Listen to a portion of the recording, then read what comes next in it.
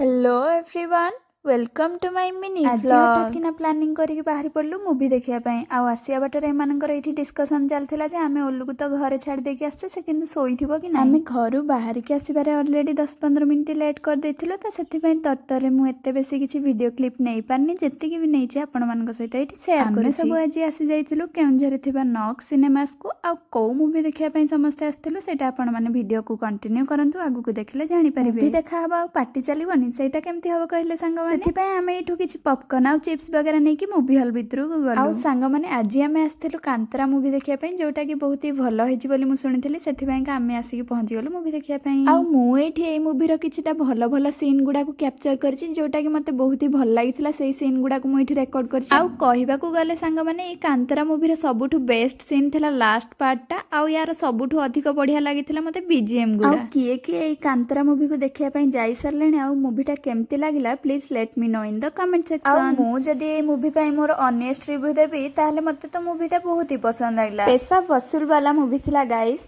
Please go for it आउ आमे घर को न आसिया पर्यंत ओल्लू बाबू हमर चाहि कि बसथिला आमे केते बेले आसी घरे पहुंची तो घर को आसरिया परे ओल्लू को तो गेल करियो बनता so that's it for today देखाबा पुनिया गोटे नेक्स्ट मिनी व्लॉग रे।